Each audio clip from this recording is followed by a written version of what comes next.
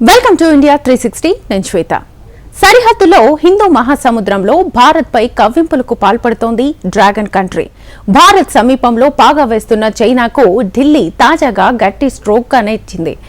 దక్షిణ చైనా సముద్రంలోకి super sonic మిసైళ్లను తరలించి బీజింగ్ కు ఊహించని షాక్ ను భారత్ ఇచ్చింది. నా జోలికి వస్తే నిన్ను ఊరికే వదులుతానా అంటూ చైనాకు భారత్ కౌంటర్ ఇస్తోంది. మొట్టమొదటిసారి బ్రహ్మోస్ మిసైళ్లను విదేశీ గడ్డపై భారత్ తరలించింది.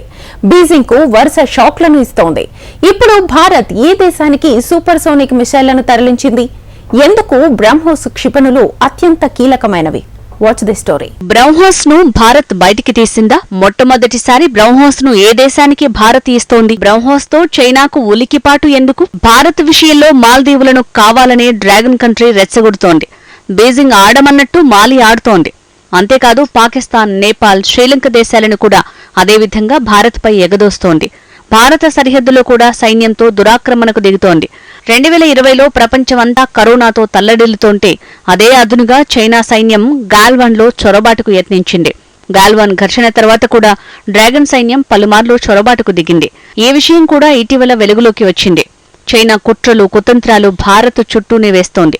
హిందూ మహాసముద్రంలోని శ్రీలంక, మాల్దీవులకు నిఘా నౌకలను పంపుతోంది. నిత్యం భారత్ చుట్టూ ఉచ్చు బిగించే పనిలో పడింది. నిజానికి భారత్ ఇటీవలి కాలంలో ఆర్థికంగా దూకుడును ప్రదర్శిస్తోంది. ప్రపంచం దృష్టిని ఆకర్షిస్తోంది. అదే సమయంలో చైనా ఆర్థిక వ్యవస్థ పతనం దిశగా వెళ్తోంది.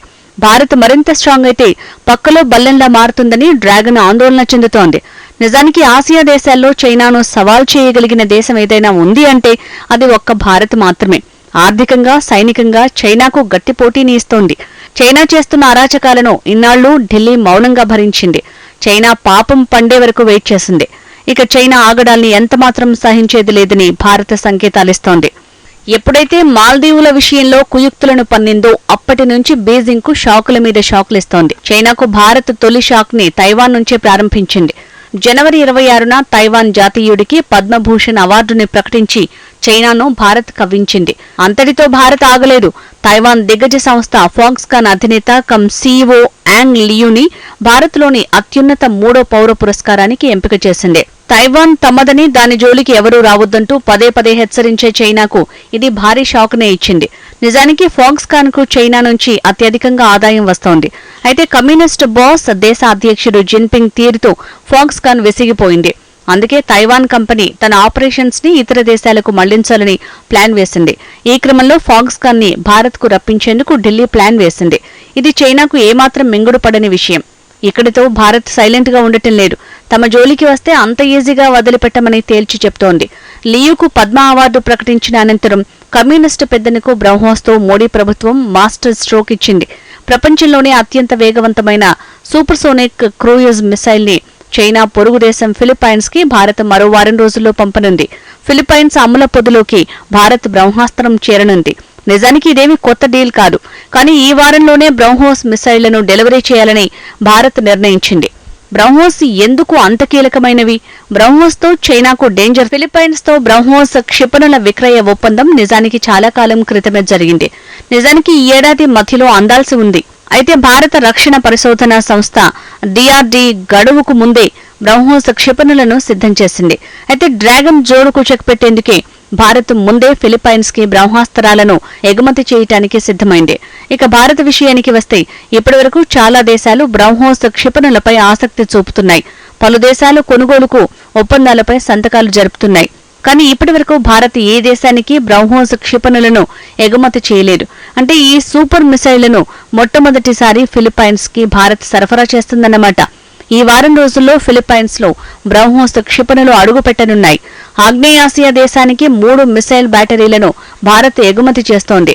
ప్రతి బ్యాటరీలో 4 అటానమస్ మిసైల్ లాంచర్లుంటాయి. ఈ లెక్కన 12 బ్రహ్మోస్ మిసైళ్లను ఫిలిప్పైన్స్ కి భారత్ ఇస్తోంది. ఈ డీల్ మొత్తం విలువ $36,50,00,000. మన కరెన్సీలో చెప్పాలంటే 3,000 కోట్ల రూపాయల పైమాటే. భారత ఆయుధ ఎగుమతుల్లో ఇది తొలి అడుగుగా చెప్పుకోవచ్చు.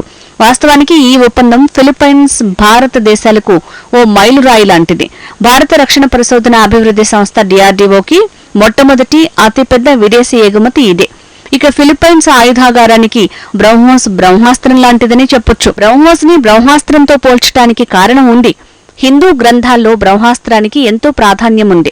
దీనికి అత్యంత శక్తివంతమైన ఆయుధంగా పేరుంది. బ్రహ్మాస్త్రం మొత్తం విశ్వాన్ని నాశనం చేయగల సామర్థ్యం ఆ ఆయుధానికి ఉంటుంది. యుగయుగాలుగా పుస్తకాల్లోనూ నాటకాల్లోనూ బ్రహ్మాస్త్రం గురించి చదువుకుని ఉంటాం. త్రేతాయుగంలో రావణ సంహారానికి శ్రీరాముడు చివరి అస్త్రంగా బ్రహ్మాస్త్రాన్ని వాడారు. శ్రీరాముడు ప్రయోగించిన నాటి బ్రహ్మాస్త్రానికి బ్రహ్మోస్ అతి దగ్గరగా ఉంటుంది. బ్రహ్మోస్ సామర్థ్యాన్ని ఒకసారి పరిశీలిస్తే ఇట్టే అర్థమవుతుంది. బ్రహ్మోస్ మిసైల్ ధ్వని కంటే దాదాపు 3 రెట్ల వేగంతో ఎగురుతుంది. దాదాపు ఈ క్షిపణిని అడ్డుకోవటం అసాధ్యం. దీన్ని శత్రువుల రేడార్లు గుర్తించలేవు. ఒకవేళ గుర్తించినా అప్పటికే నష్టం జరిగిపోయి ఉంటుంది. 400 నుంచి 500 కిలోమీటర్ల పరిధిలోని ఎలాంటి లక్ష్యాన్నైనా ప్రయోగించిన కొన్ని సెకండ్లలో 100% ఖచ్చితత్వంతో ధ్వంసం చేస్తుంది. అంతేకాదు ఇది 250 కిలోల మందుగుండును మోసుకు వెళ్లగలదు. అసలు విషయం ఏంటంటే బ్రహ్మోస్ కి అణు సామర్థ్యం కూడా కలిగి ఉంది. అంటే అణుబాంబుతో శత్రువులకు ఊహించని పెను విధ్వంసాన్ని సృష్టిస్తుంది. ఇక బ్రహ్మోస్ కి ఉన్న అద్భుతమైన లక్షణం ఏంటంటే దీన్ని ఎక్కడి నుంచైనా ప్రయోగించవచ్చు. అంటే నౌకలు, భూ ఆధారిత, వాయు, జలాంతర్గాముల నుంచి బ్రహ్మోస్ తో శత్రువులను లక్ష్యంగా చేసుకోవచ్చు. అయితే ఫిలిప్పైన్స్ కి ఎలాంటి క్షిపణులను భారత్ ఇస్తోంది? భూ ఆధారిత యాంటీ షిప్ వేరియంట్ బ్రహ్మోస్ క్షిపణులను ఫిలిప్పైన్స్ కి భారత్ అందిస్తోంది. ఈ క్షిపణులతో ఫిలిప్పైన్స్ తన రక్షణ సామర్థ్యాలను మరింత పటిష్టం చేసుకుంటోంది. అసలు విషయం ఏంటంటే ఆగ్నేయాసియా దేశం చాలా కాలంగా ఉద్రిక్త పరిస్థితులను ఎదుర్కొంటోంది. బీజింగ్, వాషింగ్టన్ మధ్య నలిగిపోతోంది.